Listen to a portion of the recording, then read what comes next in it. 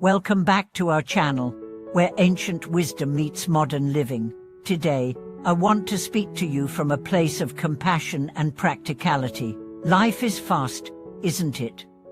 Your schedule is packed, your mind is busy, and your heart, well, sometimes it's just trying to keep up, but deep within, you know something is missing. You know there must be more to this life than deadlines, distractions, and digital noise. That's why today's topic is so vital.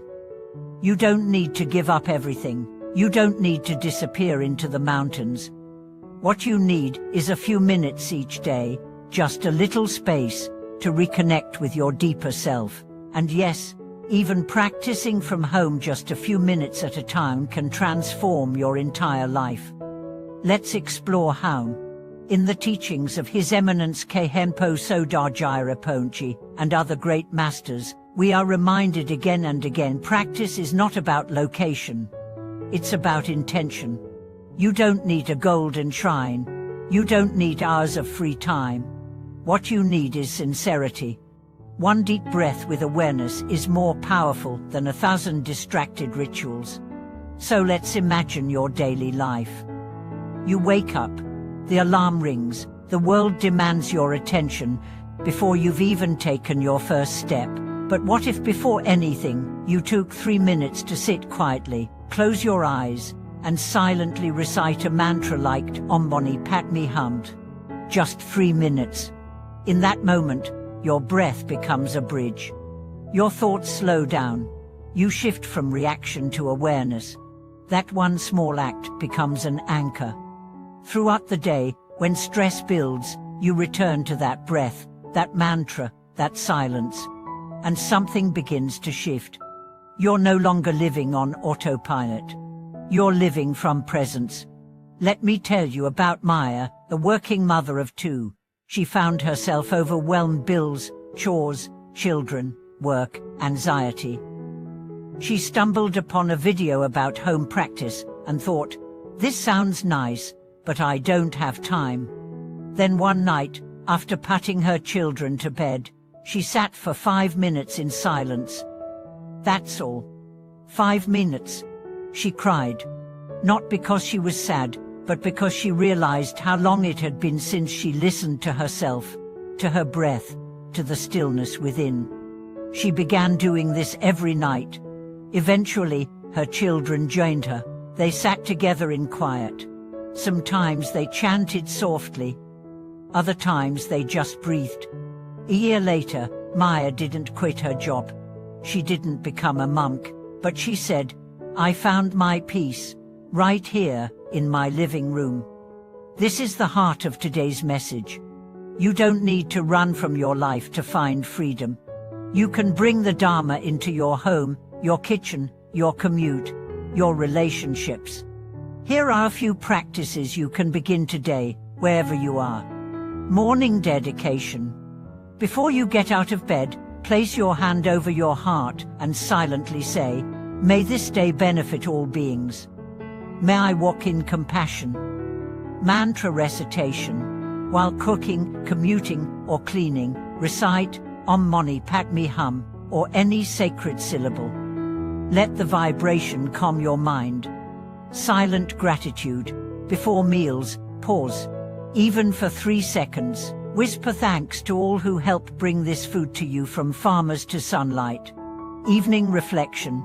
Before sleep, reflect gently. Was I kind today? Where did I lose awareness? What can I do better tomorrow? Then, rest in compassion. This is home practice. It's not complicated. It's alive. Let me tell you about Riku, an engineer in Tokyo. His job was demanding. His boss was harsh. He felt like a machine. One day, during a lunch break, he sat under a tree and closed his eyes. He didn't know what to do. He just breathed. He heard birds. He felt wind. He let go. That 5-minute pause became his sanctuary. He began bringing a small bell to work. At lunch, he'd ring it once, breathe deeply, and reconnect. Eventually, his colleagues joined him. It became a ritual. His boss, once skeptical, asked to John. The entire department changed not because of a new policy, but because one man dared to be still. This is the quiet revolution of home practice. One breath at a time, one moment of presence. And gradually, the world shifts. You become calmer. Others feel your peace. And without preaching a word, you become a light. Now you may wonder, but what about progress? Will 5 minutes really change anything? Let's ask a gardener. Does one drop of water make a flower bloom? Not immediately, but over time, drop by drop, roots deepen, petals unfold. The same is true with your mind. Each breath you take with awareness is watering the seed of awakening. Each mantra you recite is sunlight to the flower of compassion. Each moment of silence is space for wisdom to grow. So don't judge the practice by its length. Judge it by its sincerity. Some of the greatest masters began in the most humble ways. A monk sweeping a floor while reciting sutras. A farmer chanting while planting rice. A mother humming mantras while nursing her child. All of these are paths to awakening. Because the path is not somewhere else. It is where you are. It is how you live. And the gate is always open. If you can breathe, you can practice. If you can sit, you can awaken. If you can love, you can liberate. Thank you for watching this video.